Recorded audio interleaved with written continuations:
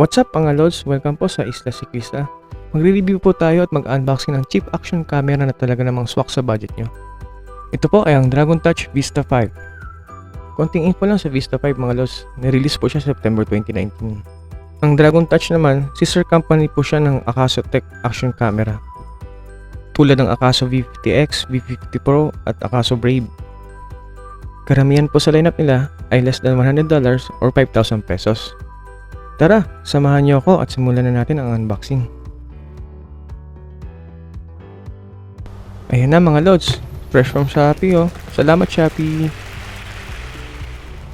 Dragon Touch Vista 5 4K Ultra HD. Itong pinagkaiba ng Dragon Touch or Akaso sa ibang cheap action camera. Native 4K na po siya at hindi upscale 4K. Ibig po sabihin nun yung input resolution niya ay 4K na po, kaya mas detalyado talaga. Yung 4K upscaling naman ay inihinan siya lang yung input reso into 4K. 12 megapixel na po siya, Wi-Fi ready, touchscreen, at waterproof. Pero yung camera hindi waterproof, nakalagay dapat siya dun sa waterproof casing niya. 131 feet po yan mga lods or more or less mga 40 meters. Ito yung mga video resolution niya. 4K, 30 fps, 2.7K, 30 fps, 1080p, 60 fps, 720p, 120 fps. Yung picture niya po ay 12 megapixel at yung touchscreen naman ay 2 inches. Compatible po siya with Android and iOS. Yung lens naman adjustable po. Yung po yata yung linear, narrow, or wide. Made in China po siya mga lods. Yung main processor niya o yung chipset ay Novatec po which is made in Taiwan. Yung sensor naman po ay Omnivision. Yung battery po ay 1350 mAh. Dalawa na po yung kasama. Tara guys, buksan na natin to.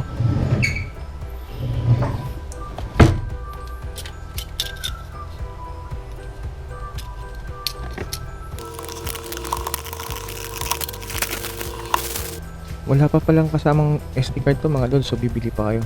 Preferably UHS 1 or class 10 up to 64GB. Kahit anong brand ng SD card mga lods, compatible lang po yata.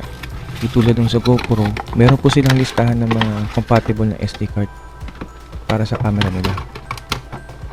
Importante lang talaga UHS 1 or class 10. Kailangan nyo yun kasi lalo na kung mag-shoot kayo ng 4K video, kailangan mo ng mataas na bitrate.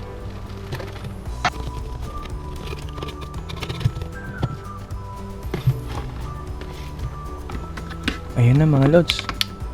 Medyo mag-an siya. Siguro dahil wala pang battery.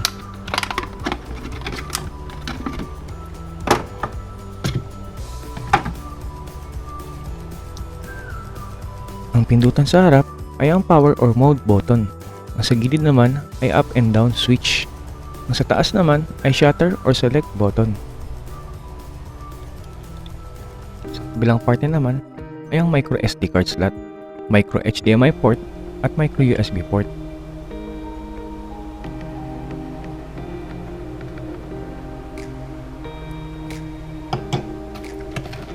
Tingnan po natin ang mga kasamang accessories sa package niya.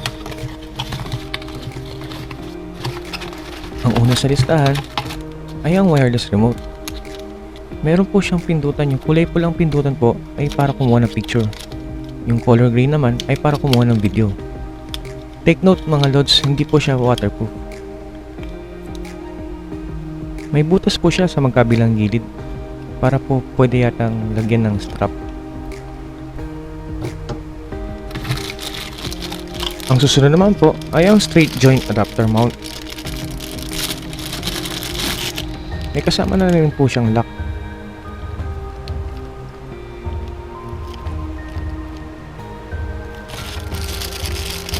Ito naman ay ang flat camera mount. May kasama na po siyang adhesive. Pwede nyo itong idikit sa mga flat surface. May butas po siya sa magkabilang gilid para pwede nyo gamitan ng strap kung gusto nyo rin po ilagay sa helmet nyo.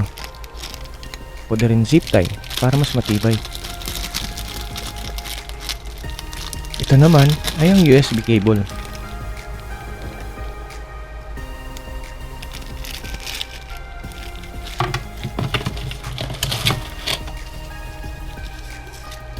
Ang susunod ay ang mga strap or velcro. Mukha naman siyang matibay at magandang quality.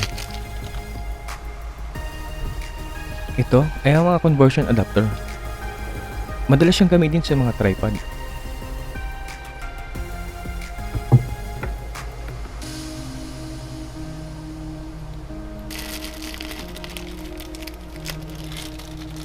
May kasama na rin siyang mga zip tie, lens cloth, mga adhesive, at mga tethers.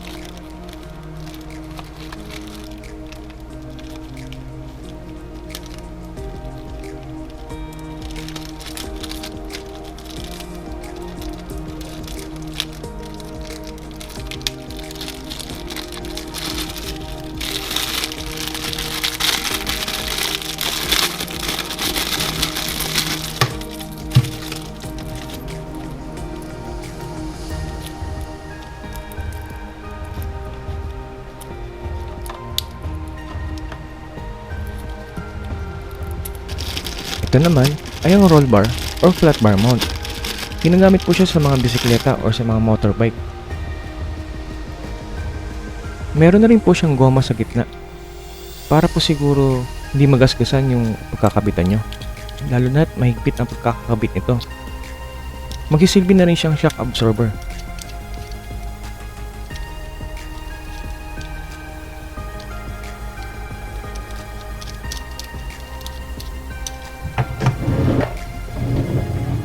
Ito naman ay ang flat bar mount na nabili ko sa Shopee. Wala po siyang, makikita niyo po, wala po siyang goma sa gitna.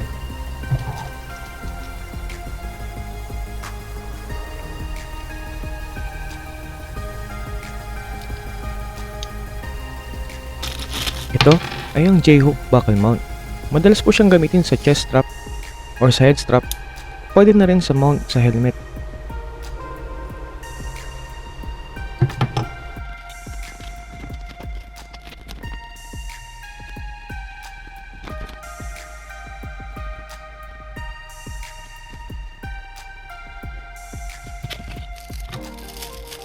Ito naman ay ang battery. 1350 mAh na po siya mga lods. Dalawa po yung kasama niya. At sa pagkakaalam ko, may kasama na rin po siyang charging kit. Medyo mataas ng konti ang capacity niya kumpara sa GoPro.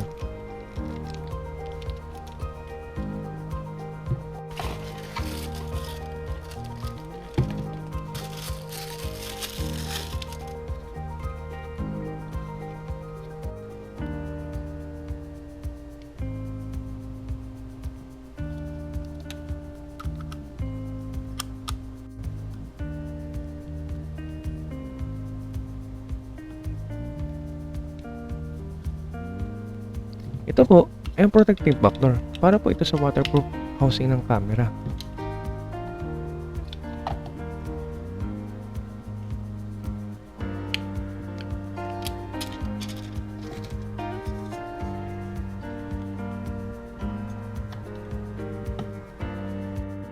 Ayan, natapos din mga lods. Tara, subukan naman natin ang image stabilization niya. Makikita niyo po dito sa video na to, ginabit ko po siya sa chest mount, sa chest strap ko po. Makikita niyo po na medyo maalog pa rin siya, pero pwede na para sa isang low budget action camera.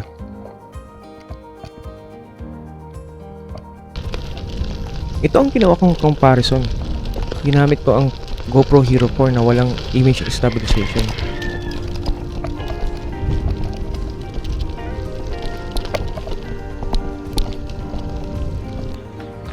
Ito naman, pinumpara po ulit natin siya sa GoPro Hero 4 na walang image stabilization habang naglalakad. Kahit pa paano nabawasan ang jitters niya.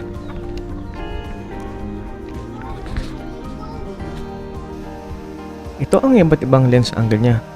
Meron siyang 170 degrees, 140, 110 at 70 degrees.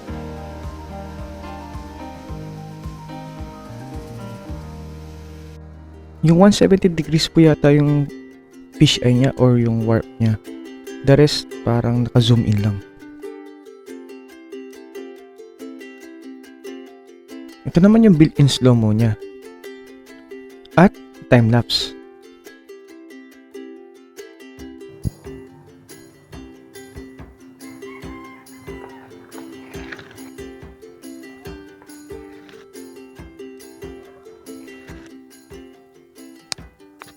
Mic test 1 2 3. Mic test 1 2 3.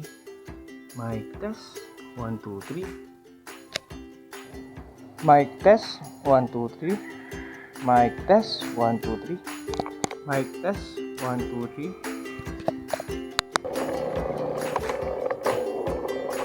3. Mga lods, pwede nyo po mabili yung camera through Shopee. Yung seller nyo po ay si akaso1.ph. So far meron na po siyang 8 na ibenta at 4.8 stars out of 5 reviews. Nagkakalaga po siya ng 3,699. Si akaso1.ph naman po ay overseas.